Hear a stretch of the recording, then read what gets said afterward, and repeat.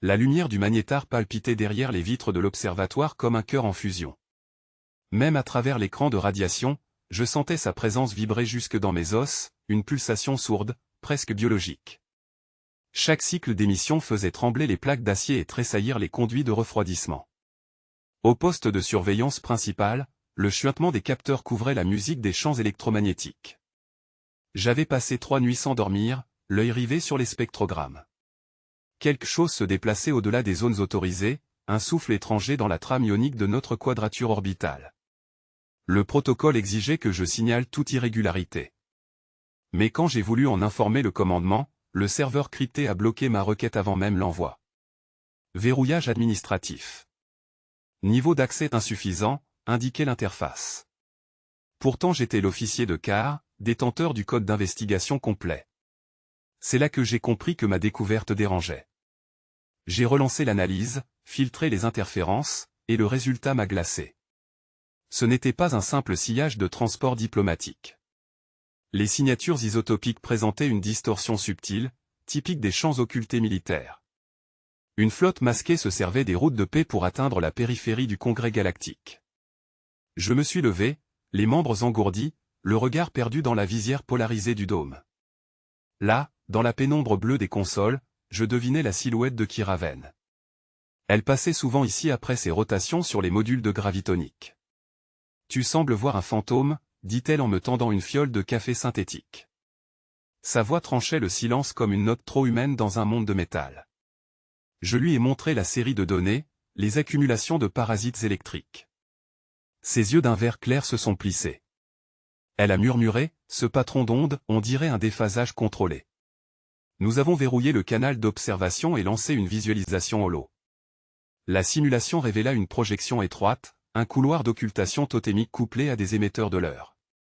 La délégation diplomatique qui s'approchait sous bannière neutre contenait dans son ombre une seconde formation silencieuse.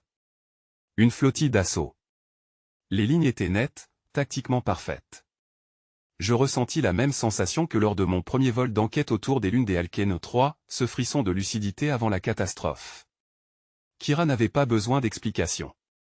Elle comprit avant moi que cette information ne devait pas remonter la chaîne hiérarchique habituelle. Les derniers ordres de l'amiral Draz incluaient la surveillance des transmissions internes. Nous avions tous entendu les rumeurs, son projet de convergence totale, cette idée folle d'utiliser l'énergie du magnétar pour détruire d'un seul souffle les flottes adverses, quitte à pulvériser la trame locale de l'espace. Une arme de terreur maquillée en mesure de dissuasion. Officiellement, l'opération n'existait pas officieusement, tout indiquait que le canon à rayonnement quantifié avait déjà été testé dans les abysses de Valandor. Je me suis souvenu des anciens mineurs de ma colonie natale, ceux qui disaient que certaines forces ne peuvent être domptées sans se condamner. Le magnétar pulsait comme pour approuver leur mémoire. J'entendais les vibrations résonner dans mes tympans. Chaque souffle semblait me répéter, brûle avant d'être brûlé. Nous avons pris le risque d'extraire les logs de détection et de les isoler dans un module libre du segment ouest. Kira craignait que la simple consultation des fichiers déclenche une alerte automatique. Le flux gravito-ionique que nous analysions indiquait une proximité de moins de 6 heures standard avant que la délégation n'entre dans la zone d'influence du magnétar. L'amiral, lui, avait prévu de faire démonstration du canon devant les représentants des deux camps pour imposer la paix par la peur. Il ignorait, ou faisait semblant d'ignorer, que la délégation adverse transportait sa propre charge énergétique. Si nos calculs étaient justes, la rencontre des deux champs provoquerait une fusion de résonance à un effondrement stellaire miniature, capable de volatiliser le Congrès et la ceinture entière des relais diplomatiques. Je n'avais qu'une issue, trahir ma chaîne de commandement et envoyer les preuves à l'extérieur. Kira proposa de passer par la liaison d'entretien automatique, celle qui servait au recalibrage des antennes axiales. Un canal presque oublié, encore hors des supervisations du service central. Nous avons amorcé le transfert, encrypté la séquence, puis scindé la clé en 2 fragments. Elle garda le premier dans son implant oculaire, j'ai gravé le second dans la mémoire d'un drone d'entretien.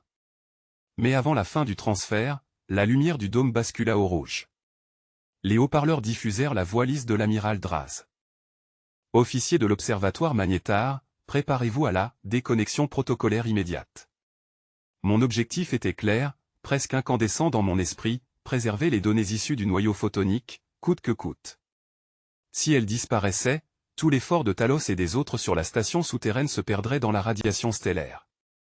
Le symbole du double anneau aux deux cercles entrelacés que j'avais gravé jadis sur la plaque d'accès du secteur Epsilon me revint en mémoire, il représentait notre vœu d'unité entre le vivant et la machine. Je revis alors un soir ancien, sur Cérès 9. Le vent chargé d'hélium battait contre la verrière, et mon père, astronavigateur, m'avait demandé de choisir, sauver la capsule d'ensemencement ou l'équipage resté en orbite. J'avais opté pour l'équipage, sacrifiant des années de germination possibles. Aujourd'hui, la même fracture s'ouvrait, je pouvais obéir, couper la connexion et survivre, ou maintenir le flux et les signaux forcèrent mon écran à se brouiller d'une lueur blanchâtre, comme si les faisceaux magnétiques d'un orage stellaire avaient décidé d'interférer directement avec mes capteurs. Pourtant, ce que j'y distinguais ne relevait d'aucune anomalie naturelle, le sillage du convoi diplomatique dérivait sur une fréquence que seul un canon à rayonnement quantifié pouvait générer à cette intensité. Une signature d'arme prête à tirer, dissimulée dans la carapace d'un module énergétique civil. L'espace s'ouvrait soudain pour révéler l'intention nue derrière l'apparente paix. J'ai compris alors que la délégation n'était qu'un masque, une procession funèbre prête à incendier l'assemblée tout entière. Le cœur du magnétar pulsait autour de moi. Chaque vibration du champ principal semblait marteler les parois du poste d'observation et ma cage thoracique en même temps, au rythme d'une colère géologique.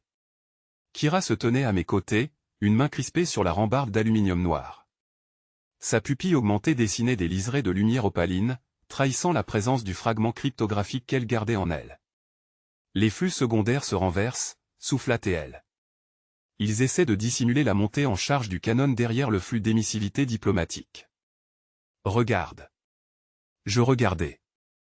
Dans les balayages de spectrométrie, les pics d'énergie tressaient un motif régulier, presque organique, une cage de confinement quantique. Je savais ce que cela signifiait.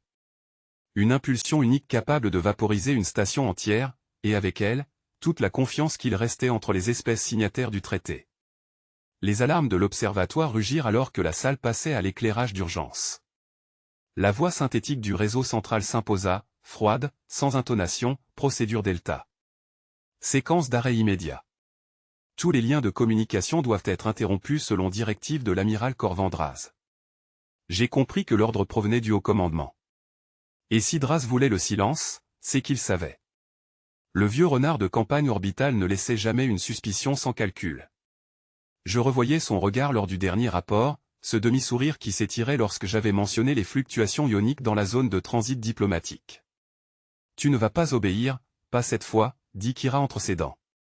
J'hochai la tête. La station gravitait dans une tempête magnétique aux lignes torsadées. Si nous perdions la connexion maintenant, la preuve disparaîtrait dans la confusion générale, et l'histoire retiendrait que la destruction du Congrès résulta d'un accident diplomatique. Je relançai la séquence de transfert. Le canal auxiliaire, minuscule fil d'argent perdu dans l'immensité des champs, se remit à pulser. Pour quelques secondes, nous fûmes des fous enfermés dans la cage d'un soleil mourant, défiant la hiérarchie interstellaire pour une vérité que personne ne voudrait admettre. Puis Draz apparut, son hologramme matérialisé par-dessus nos consoles. Des ombres d'or parsemaient son uniforme de commandement. Ses yeux, eux, restaient d'un gris mathématique. Talos. Coupez immédiatement la liaison externe. C'est un ordre direct. J'hésitais. Derrière lui, dans l'éclat bleuté du flux de transmission, je devinais la silhouette des officiers de contrôle. Nulle trace de panique chez eux, seulement une précision mécanique, comme si tout cela avait été répété 1000 fois. Amiral, j'ai identifié une structure anormale dans la flotte diplomatique. Si vous me laissez poursuivre, nous pourrons prouver qu'elle transporte une arme. Vous dépassez vos fonctions. Sa voix claqua comme une décharge statique. Reculez de la console. Le magnétar gronda derrière mes épaules, déformant un instant son hologramme. Le mur de lumière sembla saigner dans l'air. Il reprit, plus bas, l'équilibre tient à peu, Talos. Certains sacrifices sont nécessaires. Exécutez l'ordre. Il disparut avant que je puisse parler. Le silence sauvegarda mon refus. Je savais, à cet instant, que notre propre commandement avait scellé le sort du Congrès galactique. Kira enclencha une dérivation énergétique. Les relais de confinement du magnétar vrombirent, libérant un flux d'électrons froids. Nous détournâmes ce flot vers le noyau de communication du drone d'entretien dans lequel j'avais gravé mon fragment clé. Le drone prit vie, lentement, comme un petit être métallique égaré dans la nuit.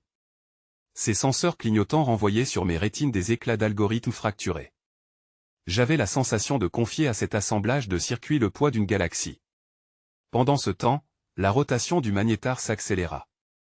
Des boucles de plasma se formèrent au-dessus de la carapace d'acier, sinuant dans le vide comme des serpents de lumière affamés. Je me surpris à murmurer, sans oser vraiment penser, et si tout cela n'avait été qu'une erreur?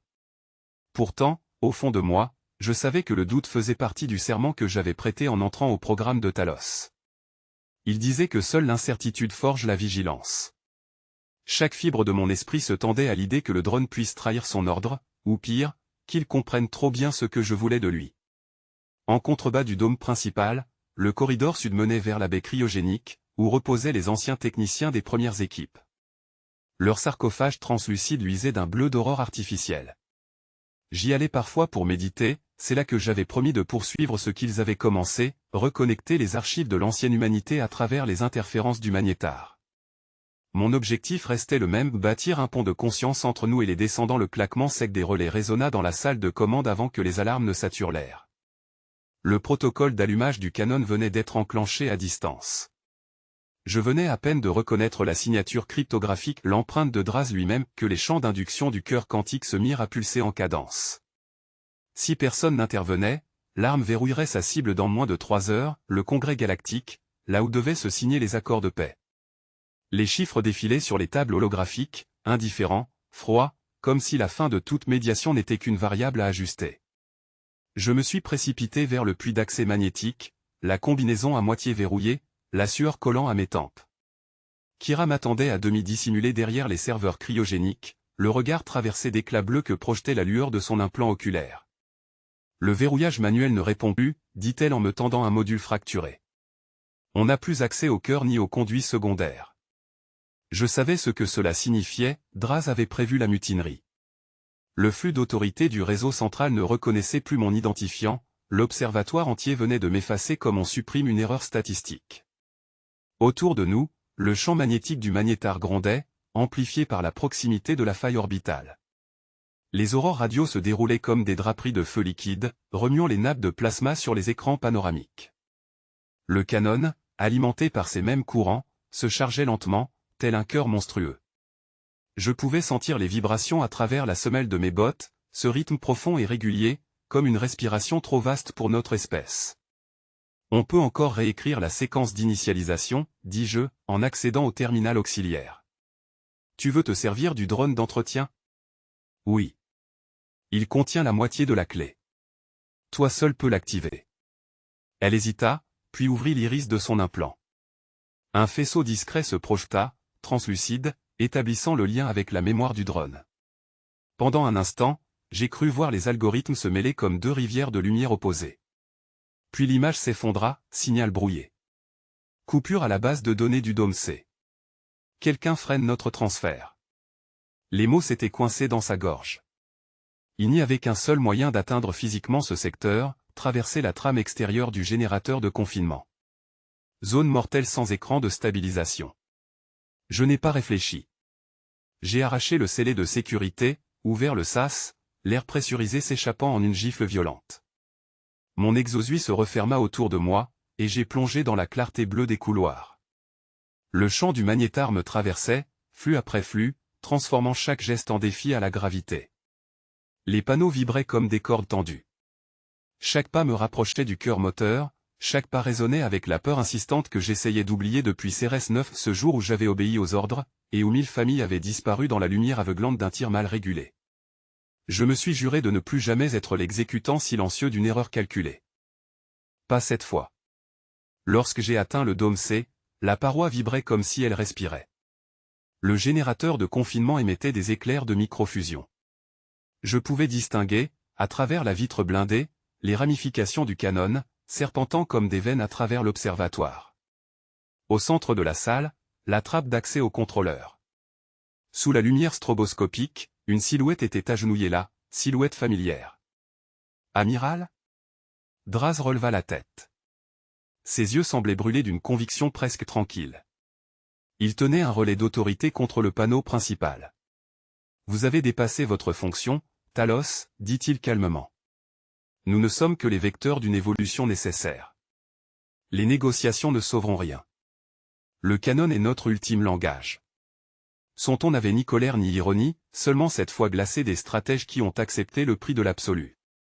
Vous allez exterminer la moitié des délégués. Non, rectifia-t-il. Nous allons leur rappeler qui écrit encore l'histoire. J'ai bondi. Le relais a glissé de ses doigts. Le choc nous a propulsés contre la barrière du champ secondaire. Un crépitement d'énergie a traversé nos combinaisons. L'air sentait l'ozone et le métal. J'ai tenté de désarmer le dispositif, mais il déjà verrouillait sa commande vocale sur la fréquence du réseau principal.